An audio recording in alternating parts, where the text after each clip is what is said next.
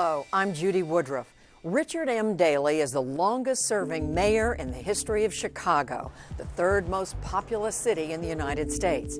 As he steps down from office after almost 22 years, Daley has overseen dramatic urban redevelopment, a takeover of the public schools, and a resurgence of tourism. He's also seen Chicago grow more Hispanic, less industrial, and much deeper in debt.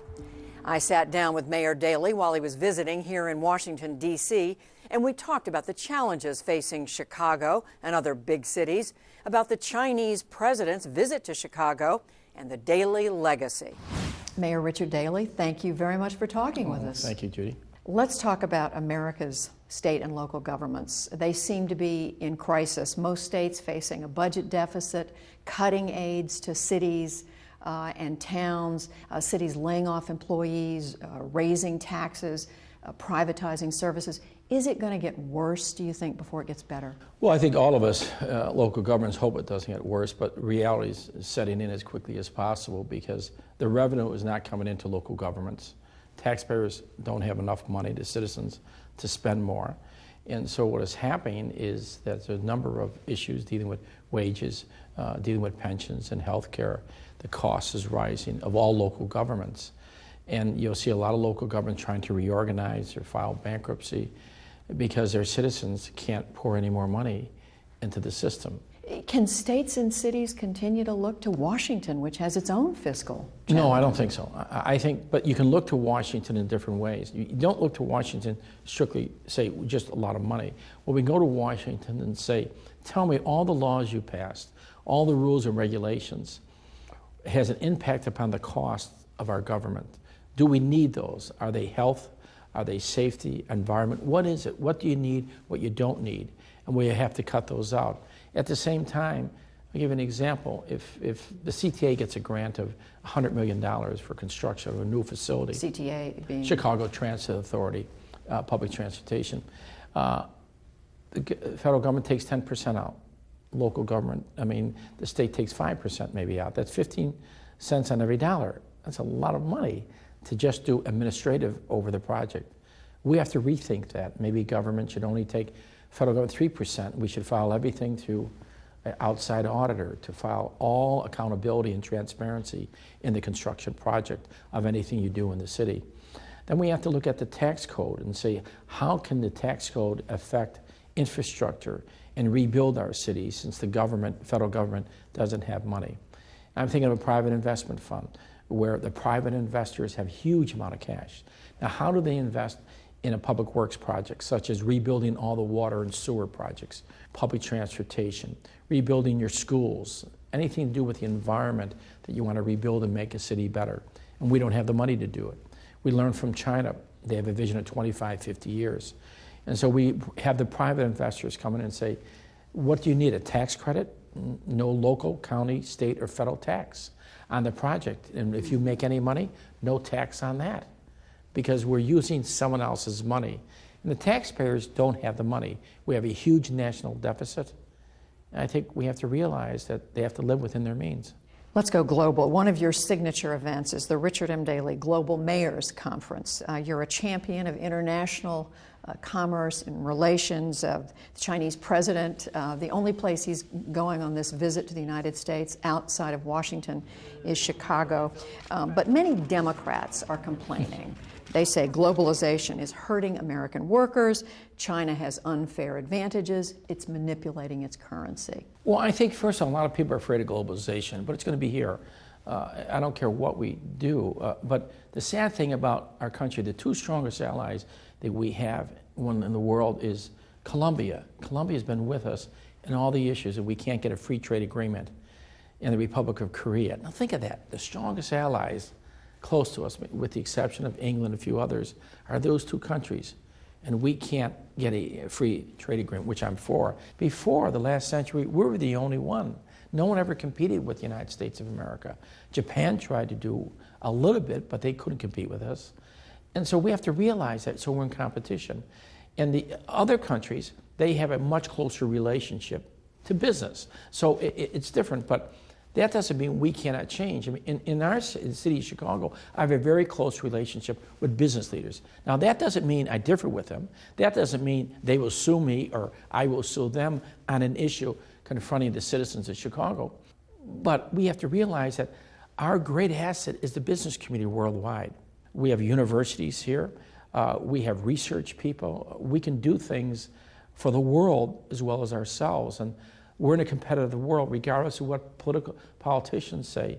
We're going to compete. And when you talk about China, the unfairness, remember 20 years ago, they were not a world leader. What has happened in 20 years? What happened all of a sudden they thrust themselves into the world field as a leader, which they are. And they're rebuilding their infrastructure. They're rebuilding a middle class. They have huge, enormous wealth moving around the world. They become a major player, and we have to realize that. We can't shut our doors. We can't say you can't come here. We will differ with them on issues, but I think we can work with them to the betterment of the United States of America and China. We used to blame Japanese for taking jobs. Then we used to blame Mexico for taking jobs. Now we're blaming the Chinese. We should stop blaming people, and we should have enough confidence in America to compete in a global economy. When we come back, Daley's take on Chicago's fiscal problems.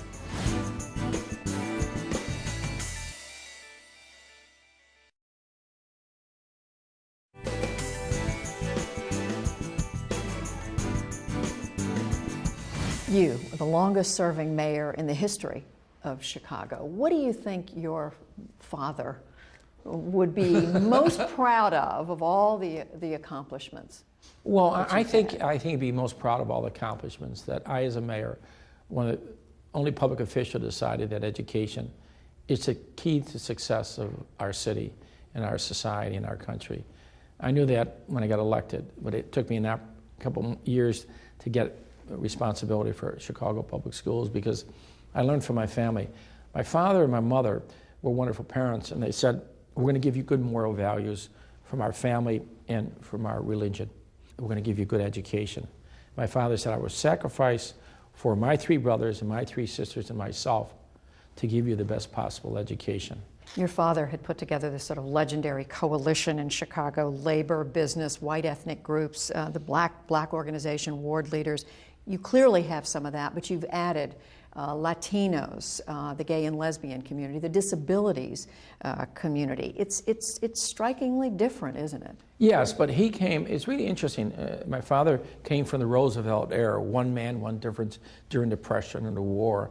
And Roosevelt had a huge impact upon Democratic leaders at that time who came through that whole belief of Franklin Delano Roosevelt and what he did for the country. And as they moved forward, they built coalitions, and my father had a great coalition and throughout his political life, especially in the African-American community. Every one of his elections came from the African-American community, and some of the most difficult days of his life, when he almost lost an election, African-American community stood with him, because the coalitions have to be built.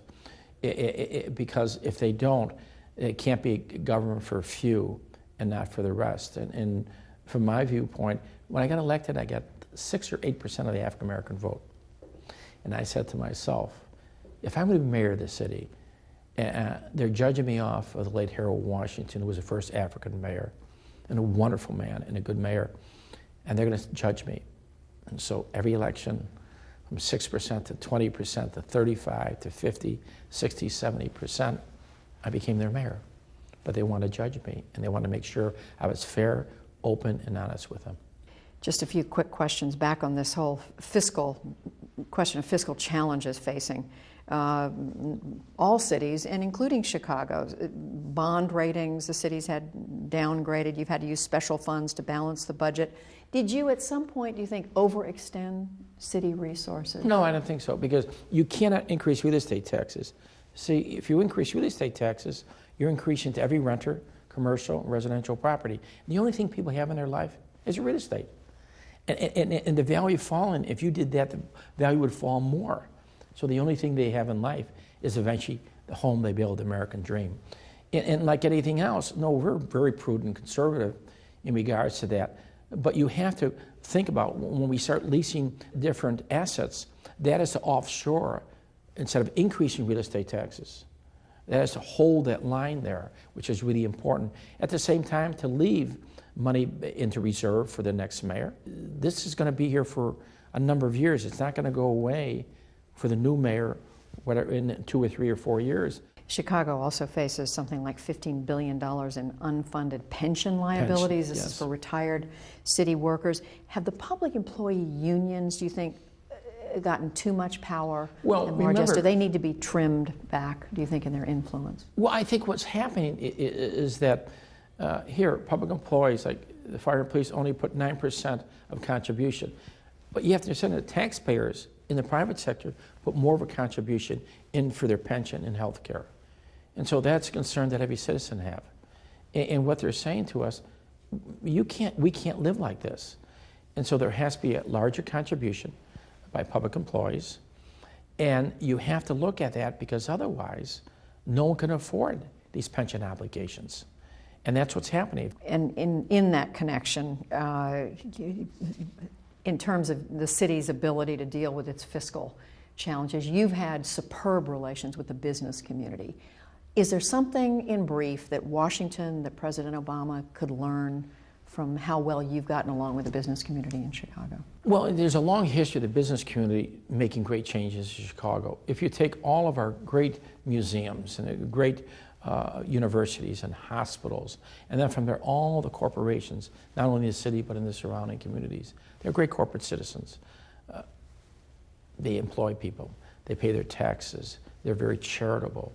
They become part and parcel of that I will spirit of Chicago. So I always formed a great relationship. Even though they had different political viewpoints, even though I endorsed candidates for local or state or county, fine, but in the end result, they're part of this city. And I think America has to say, business community is an asset. That doesn't mean you have difference with them. But if we don't make them an asset, in the global competition, America will suffer. Our businesses won't be able to compete worldwide as much as we thought they will. Daley's view of his brother's job as White House Chief of Staff after the break.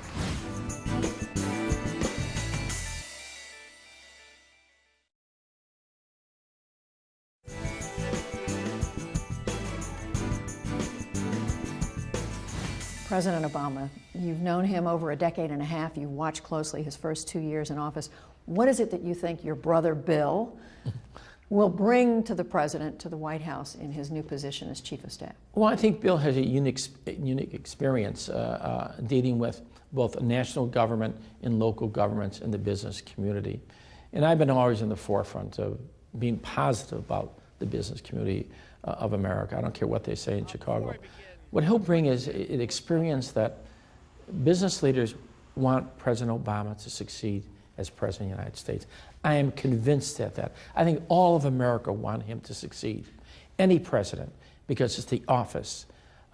That is the person that leads this country, regardless of the political differences. In the long run, we want President Obama to succeed. And I think my brother Bill brings that business, the political and government sense to his administration, but he's a great leader, and he's done wonderful things in 2 years. But at the same time, like anything else, in selecting Bill, I think he selected a person that was very disciplined and keep us focused on jobs and the economy and realize that the world is competing against us, and we have to compete with the world.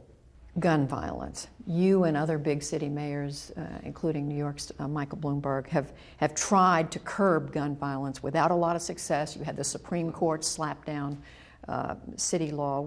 Were you disappointed, candidly, that President Obama hasn't taken on this issue directly after the Tucson tragedy? Well, I think people all over this country, the most divisive issue I've ever seen in America is the gun issue. Some way, we believe that America was founded strictly by a gun and not by the Declaration of Independence. Not about, we needed to create an independence, but after that, we're founded by laws. We went, if you read the history, the Wild West. We didn't have a sheriff, so people took the violence on the street. And now today, some way we really believe that everybody in America has a right to a gun. Now, when you think about guns in someone's home, and you have many issues confronting people in their homes. And you'll see that one incident takes place and someone uses a gun by accident or intentionally, and someone's lost a life, a child, a parent, or a loved one. Then you see it on the street, what takes place. And to me, that doesn't mean you say common sense gun laws. And why is it that even in Arizona that they still believe they have a right to carry a gun? Now, I don't care how many guards you have. I don't care where you are. Anyone can come up to you and have a discussion with you and very emotional. The difference is if he or she has a gun, you better be frightened. And there's where the problem is. We just have too many guns. But are you disappointed the president hasn't tackled the issue? Well, not him, but I think all of America is hiding behind the issue. The rest of the world looks at us and says to us, well, why? You're a civilized society. You're a world power. Why are you killing your own? And that's the question to be asked. Why are we killing our own? And I think it's not just President Obama. It's all political leaders. It's religious. It's government people. Why is it that the strongest lobbying in the world is the gun manufacturers? Not the National Rifle Association. People believe that. But it's the gun manufacturers. And in this section, one other question, you've said you're officially neutral in the race to replace you, to succeed you. But a lot of Chicago pundits think that you really would like to see Rahm Emanuel. No, I don't think anyone can anoint anyone. I think those days are over. Because what the Chicago people want is they want to be able to judge people. And they want to see them, how passionate they are for this city. And do they understand the issues? The idea that someone come over and anoint, you are my person, people don't like that. I mean, they respect me, they know I love this city, but I have no right to say that that person will be the mayor. And that's why I've always viewed that way in regards to the mayor's position. Up next, Daley's legacy and future plans.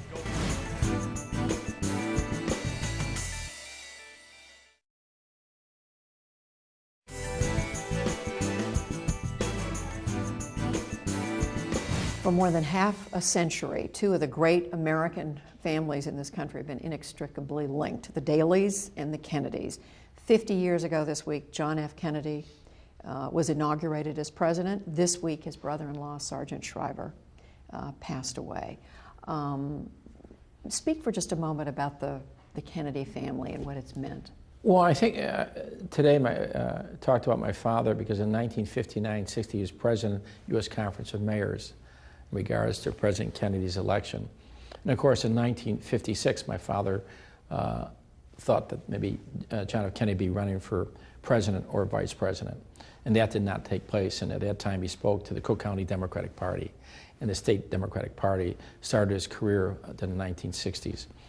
And to see that campaign going to LA with my parents and the belief that it was like Franklin Delano Roosevelt all over again. My dad felt that great relationship that he had with John F. Kennedy and the Kennedy family.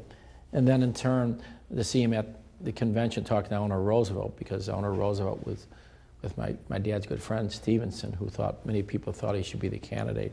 And my father, of course, worked for Stevenson, admired Stevenson, just loved Stevenson. They were, really in his whole career and government career, and had to make the decision on behalf of for John F. Kennedy. And going through that whole campaign, and I entered college, and at the inauguration, I didn't go because at Providence College, I had to take a test. And my parents knew that education is more important than the inauguration, and you had to stay there. So you stayed at school? Yes, and all my other brothers were the first visitors into the White House. Of course, I'm MIA, missing there. And later on, my father did bring me to the White House to meet John F. Kennedy and to see their great contribution. And Sergeant Shriver was a president of the Chicago Board of Education in the 50s. And Eunice lived there, and the great contributions of the Kennedy family to Chicago and the great passion they had of public service and what they've all accomplished, and Bobby and Teddy and the rest of them. We have Chris Kennedy out there as a business leader, but now he's chairman of the Illinois University of Illinois Board of Trustees, which is really important for us in Illinois in regards to education and future economic development. So a great contribution. And so my father was a Kennedy man. And then, of course, Bobby Kennedy running for president. I remember parents telling me that he came to Chicago before he went to California. And my father said, if you win California, we're going to endorse you out of Chicago because we believe you're the right person at the time. He went to California and won the election. And in his room, he called my parents and talked to my mother and talked to my dad. And after he went down, and the end of his speech, he said, on to Chicago. Walked off and unfortunately was killed. And he changed the whole course of democratic politics and, of course, changed the whole course of what took place in America. So between you and your father, you've run the city of Chicago for, what is it, 43 of the last 55 years. Do you think, Mr. Mayor, there should be term limits? Definitely no. The mayor of the great city of Chicago, Richard Daley. Thank you Judy. very much for talking with us. Thank you. That's our conversation with Chicago Mayor Richard M. Daley. I'm Judy Woodruff. Thanks for watching. We'll see you next time.